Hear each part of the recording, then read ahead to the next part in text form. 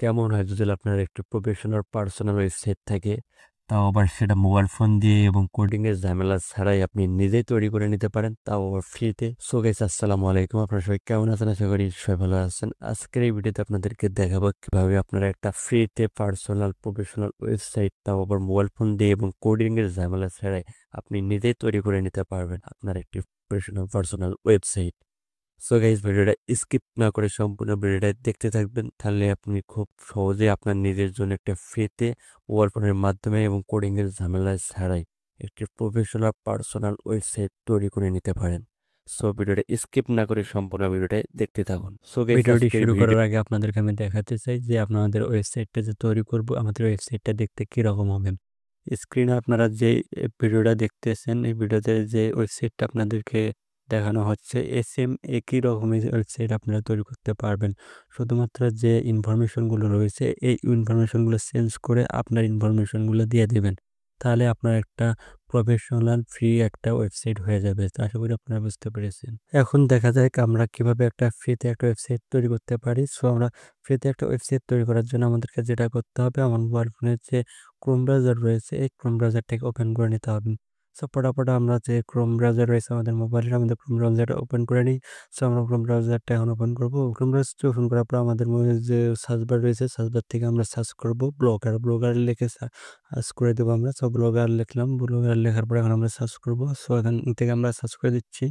তো সার্চ করার পরে প্রথমে যে ওয়েবসাইটটা দেখতে পাচ্ছেন ব্লগার.কম যে ওয়েবসাইট রয়েছে, সিম্পলি আমরা এটার মাধ্যমে একটা ফ্রিতে ওয়েবসাইট তৈরি করবো। সো আমরা এটার উপর ক্লিক করে দিলাম। ব্লগার ওয়েবসাইটটিতে প্রবেশ করার পরে এরকম একটা ইন্টারফেস চলে আসবে। সবার প্রথমে আপনার যে ওয়েবসাইট নেমটা রয়েছে, সবার প্রথমে আপনার ওয়েবসাইট নামটা এখান থেকে দিতে হবে। এখান থেকে আপনি যে ওয়েবসাইট নামটা দিতে চাচ্ছেন আপনি সেই নামটা এখান থেকে দিয়ে দিবেন। সিম্পলি আমি এখান থেকে আমার ওয়েবসাইটের যে নামটা দিতে চাচ্ছি সেই নামটা এখন আমি টাইপ করব। এখান থেকে টাইপ করার পরে এখান থেকে দেখতে পাচ্ছেন যে নেক্সট নামে একটা অপশন রয়েছে, এই নেক্সট নামের অপশনটাতে ক্লিক করে দেবেন। তার পরবর্তী ধাপে আমরা চলে যাব। পরবর্তী ধাপে যাওয়ার পর এখান থেকে দেখতে পারবেন যে এখান থেকে একটা অ্যাড্রেস নাম চাইতেছে। এখানে আমাদের যে অ্যাড্রেস নামটা দেবো সেটা হচ্ছে আমাদের যে ওয়েবসাইটটি রয়েছে, ওয়েবসাইটে যে নামটা আমরা দিয়েছি সেম একই নাম আমরা এখান থেকে দেবো। কিন্তু একটা জিনিস আপনাদের খেয়াল রাখবেন যে এখান থেকে বড় হাতে দেওয়া যাবে না, কোনো স্পেস দেওয়া যাবে না, বা কোনো সিম্বল দেওয়া যাবে না, সব ছোট হাতের দেবেন। আমি যেভাবে আমার নামটি দিয়েছি ঠিক সেভাবেই আপনারা এখানে আপনার নামটা দিবেন। তারপর এখান থেকে আপনারা নেক্সট অপশন দিয়ে দেখতে পাচ্ছেন, আবার ওই নেক্সট অপশনে ক্লিক করে দেবেন। নেক্সট অপশনে ক্লিক করার পর আমাদেরকে পরবর্তী ধাপে নিয়ে আসবে। এখান থেকে দেখতে পাচ্ছেন যে ডিসপ্লে নাম।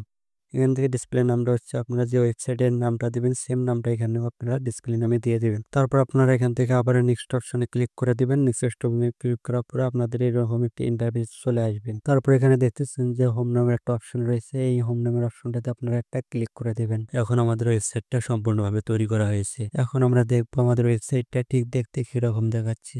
এটা দেখার জন্য বাম পাশে যে ভিউ ব্লক নামে অপশনটা রয়েছে এটার উপরে ক্লিক করব। তারপর এখান থেকে দেখতে পাচ্ছেন যে আমাদের যে ওয়েবসাইটটা রয়েছে ঠিক ওয়েবসাইটটা এরকম দেখাবে।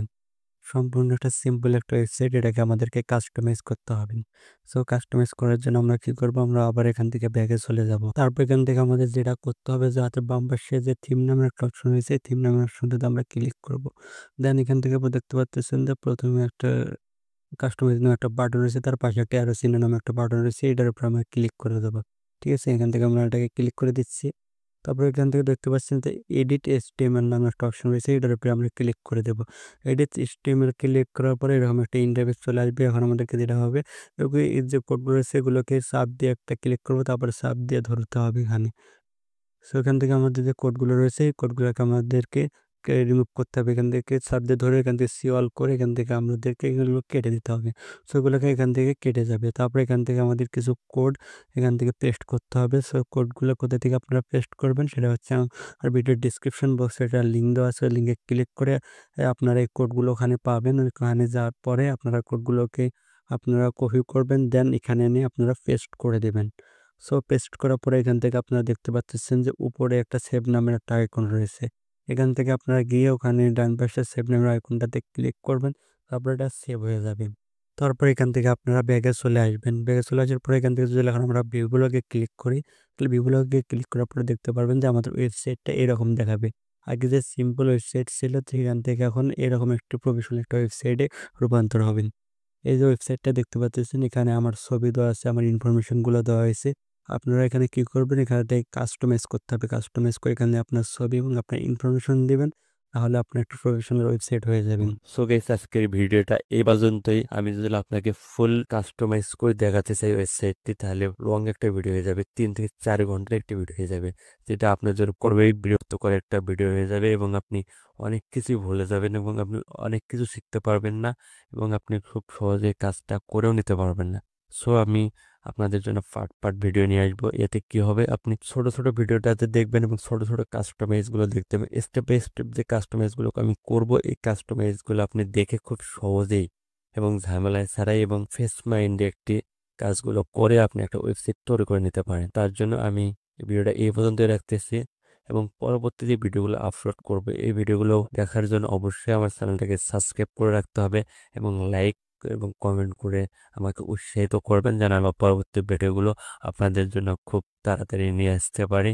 এবং আপনি সবার আগে ভিডিওটা পাওয়ার জন্য অবশ্যই কিন্তু সাবস্ক্রাইব করে বেল আইকনে ক্লিক করে অল নোটিফিকেশন করে নেবেন, তাহলে সবার আগে আপনি ভিডিওটা পেয়ে যাবেন। সো গাইস আজকের ভিডিও এই পর্যন্তই। ভালো থাকবেন, সুস্থ থাকবেন, দেখা হবে পরবর্তী কোনো ভিডিওতে।